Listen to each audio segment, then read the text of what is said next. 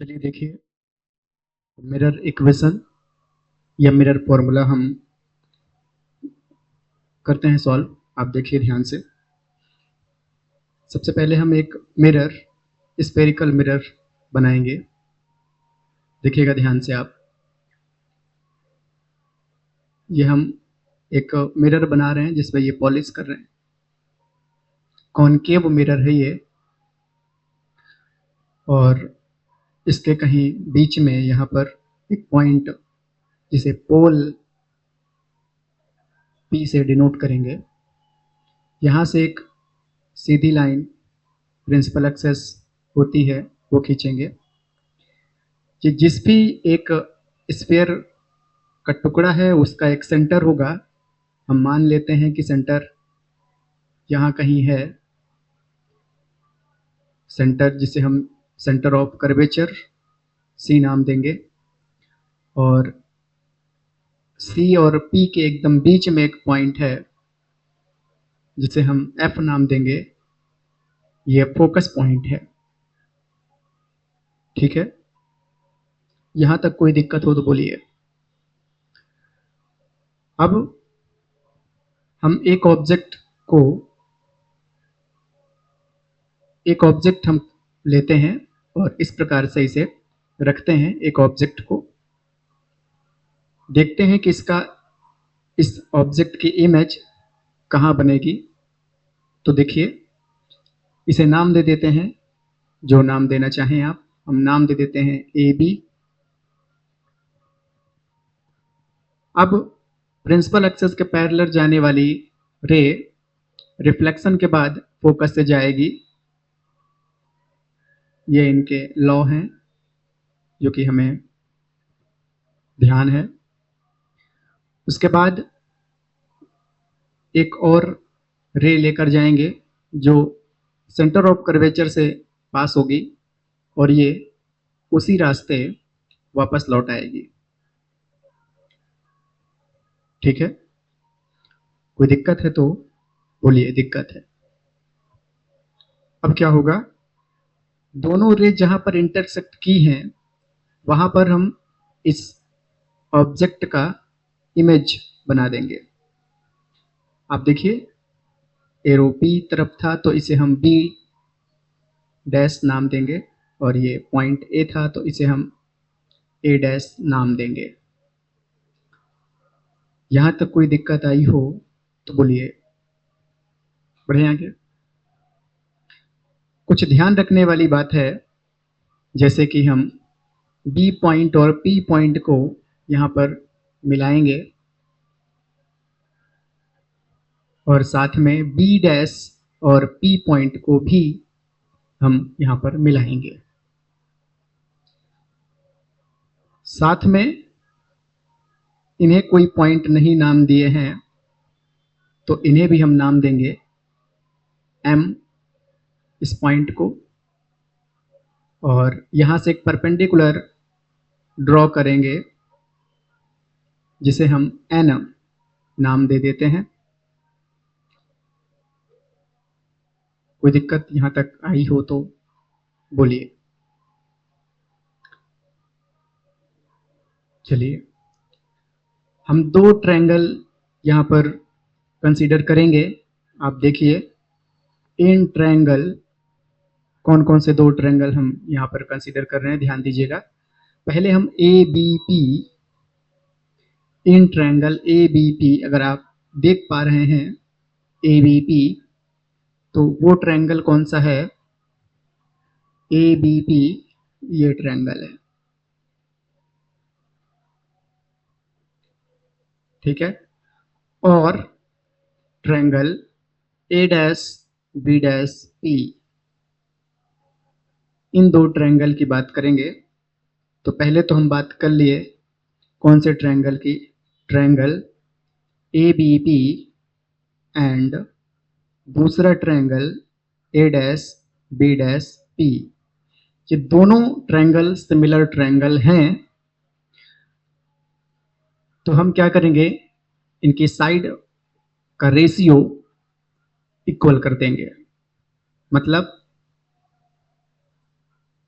Triangle A B P का जो ये साइड है ए बी, इसको हम डिवाइड करेंगे triangle A dash B dash P के इस साइड से, मतलब ए डैश बी डैश से इस रेशियो को इक्वल करेंगे किससे, ट्रायंगल ए बी पी का जो नीचे ये बेस कह सकते हैं थोड़ी देर के लिए इसे हम, है ना, डिफाइन नहीं है हालांकि, पर ठीक है समझने के लिए कह रहे हैं, ए पी डिवाइड बाई दूसरा triangle A dash B dash P की जो ये लाइन है कौन सी, ए डैश पी, इन दोनों को डिवाइड करके इसे इक्वेशन नंबर 1 नाम दे देते हैं। यहां तक कोई दिक्कत है तो बोलिए, दिक्कत है नहीं, चलिए आगे बढ़ें। आगे एक और ट्रायंगल लेते हैं, जरा ध्यान दीजिएगा। वो ट्रायंगल कौन सा होगा, अब जो हम दो ट्रायंगल की बात करेंगे वो एक होगा एम एन एफ, एक ट्रायंगल होगा एम एन एफ और एक ट्रायंगल होगा ए डैश बी डैश एफ। इन दो ट्रायंगल की बात करेंगे। तो देखिए हम बात करते हैं in triangle M N F and triangle A dash B dash F. ये दोनों ट्रायंगल भी सिमिलर ट्रायंगल हैं, इसलिए इनका रेशियो, साइड का रेशियो भी इक्वल होगा। मतलब पहले एम एन एफ की साइड एम एन को देखें तो ये M N divide by A dash B dash F triangle की side A dash B dash को इक्वल करेंगे ट्रायंगल एम एन एफ का जो ये नीचे की साइड है F N divide by triangle A dash B dash F का जो ये साइड है ए डैश एफ। इन दोनों का रेशियो हम इक्वल करेंगे। कोई दिक्कत यहां तक आई हो तो बोलिए। अब हम थोड़ा डायग्राम को देखें तो यहां पर हमें एक रेक्टेंगल जैसा नजर आ रहा है। अगर आप देख पा रहे हैं तो हम rectangle A B M N की बात कर रहे हैं, ए बी एम एन की बात कर रहे हैं। अगर ये रेक्टेंगल है तो हम कह सकते हैं कि जो ए बी लेंथ है वो इक्वल होनी चाहिए किसके, एम एन के, क्योंकि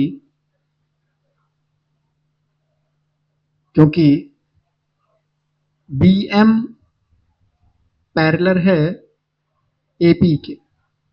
ठीक है, कोई दिक्कत यहां तक आई है तो बोलिए। हम एम एन की जगह पर ये वैल्यू रखेंगे, कितना हो जाएगा, A B divide by A dash B dash equal to F N divide by A dash F. ठीक है, आगे देखें। एफ एन, अगर आप देख पा रहे हैं एफ एन, अगर ये मिरर बहुत ज्यादा बड़ा है तब जितना ज्यादा इसको हम बड़ा करते जाएंगे हम देखेंगे कि एम पॉइंट और पी पॉइंट आपस में एक दूसरे से दूर होते जाएंगे। अब इसका अपोजिट सोचिए कि अगर हम इस मिरर को छोटा करते जाएं तो एम पॉइंट और पी पॉइंट पास आना शुरू होंगे, और सोचिए कि इनको और ज्यादा छोटा किया जाए तो एक वो टाइम आएगा जब एम पॉइंट खिसकते खिसकते पी पॉइंट के एकदम करीब आ जाएगा। जिस टाइम पर एम पॉइंट पी पॉइंट के एकदम करीब आ जाएगा उस समय पर हम एक बात कह सकते हैं, क्या, कि जो एफ एन है वो एफ पी बन जाएगा। क्योंकि जब ये पॉइंट यहां खिसक के पहुंच जाएगा तो यहां से परपेंडिकुलर ड्रॉ करेंगे तो वो पी पॉइंट पर ही आएगा, मतलब एफ एन की वैल्यू एफ पी के बराबर हो जाएगी। एफ एन की जो वैल्यू होगी वो एफ पी के बराबर हो जाएगी। अगर ऐसा हो जाएगी तो यहाँ पे वैल्यू रख देते हैं। जब रखेंगे तो A B divide by A dash B dash equal to F N की जगह पे F P divide by A dash F हो जाएगा। इसे इक्वेशन नंबर 2 नाम दे देते हैं। यहां तक दिक्कत है तो बोलिए। चलिए इक्वेशन नंबर 1 को देखिए और 2 को देखिए। ठीक है, देख पा रहे हैं? फ्रॉम इक्वेशन 1 एंड इक्वेशन 2 जरा देखिए आप ध्यान से। A B divide by A dash B dash इसके इक्वल है और A B divide by A dash B dash इसके इक्वल है। तो हम यहां से कह सकते हैं कि ये दोनों को आपस में इक्वल होना पड़ेगा क्योंकि ये दोनों इक्वल हैं। तो सीधे इसे हम लिख सकते हैं कि ए P divide by A dash P को इक्वल होना पड़ेगा F P divide by A dash F के। ठीक है, चलिए अब आप इस डायग्राम पे देखिए कुछ बातें और जरा ध्यान दीजिए। ए बी ऑब्जेक्ट है। अगर हम पोल से ये डिस्टेंस मेजर करें, ए बी की डिस्टेंस अगर हम पोल से मेजर करें तो इस डिस्टेंस को हम u कहेंगे। ध्यान दीजिएगा, साइन कन्वेंशन जब हमने पढ़ा था वहां पर एक बात देखा था कि अगर इस मिरर के इस पार कोई ऑब्जेक्ट है तो उसे हम माइनस साइन से डिनोट करेंगे, माइनस साइन लगाएंगे उससे हम, है ना, क्योंकि इस पार है इसलिए। वैसे सिमिलरली आगे बढ़े अगर हम तो देखें जो इमेज बनी हुई है वो कौन है, ए डैश बी डैश। अगर इसकी डिस्टेंस हम पोल से मेजर करें तो इसे हम बी नाम देंगे और ये जो बी होगा इसमें एक माइनस लगाएंगे क्योंकि ये भी इस पार है। ठीक है, मिरर के इस पार है। उसके बाद अगर हम फोकस पॉइंट को देखें तो इसे हम पोल से मेजर करें तो इसे हम फोकल लेंथ एफ से डिनोट करेंगे और ये भी इस पार है इसलिए माइनस एफ कहेंगे। यहां तक कोई दिक्कत है तो बोलिए दिक्कत है, नहीं है। आगे बढ़ें, चलिए प्रश्न में आइए और वैल्यू रखिए। यहां पर देखिए जरा ध्यान से, ए पी, ए से लेकर पी तक की डिस्टेंस कितनी है, माइनस यू। ये डिस्टेंस है minus you divide by A dash P. A dash से लेकर पी तक की डिस्टेंस अगर आप देखें तो कितनी है, ये minus P equal to F P. F से लेकर पी तक की distance minus F divide by A dash F. A dash F अगर हम देखना चाहें, ध्यान दीजिएगा थोड़ा सा, ए डैश एफ मतलब हम ए डैश एफ ये वैल्यू जानना चाहते हैं इतनी। ठीक है, हम क्या करेंगे, इतनी वैल्यू अगर हमें पता करना है हम क्या करेंगे, अगर पूरे में से, ध्यान दीजिएगा, अगर पूरे में से, पूरे से मतलब यहां से लेकर के यहां तक की डिस्टेंस ए डैश पी, अगर पूरे में से हम किसे हटा दें, ए से लेकर पी तक की डिस्टेंस को हटा दें। ठीक है, तो जो बचेगा वो कौन सा होगा, ए डैश एफ। देखिए जरा ध्यान से, अगर हम पूरे में से, इस पूरे में से ए डैश पी में से एफ पी हटा दें तो जो बचेगा वो ए डैश एफ होगा। ठीक है, चलिए तो इसे लिख सकते हैं हम, ए डैश एफ को क्या लिख सकते हैं, ए डैश पी में से हटाना है किसे, माइनस करना है एफ पी को, एफ पी को माइनस करेंगे। आगे देखिए, इनकी वैल्यू रखते हैं। पहले तो इस माइनस से माइनस हटा दीजिए, कितना आ गया, u divide by B equal to,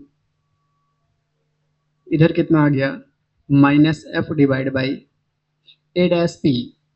A dash P की वैल्यू माइनस बी, उसके बाद यहाँ पर एक माइनस लगा हुआ है, माइनस, उसके बाद एफ से लेकर पी तक की डिस्टेंस जो कि माइनस एफ है, माइनस एफ,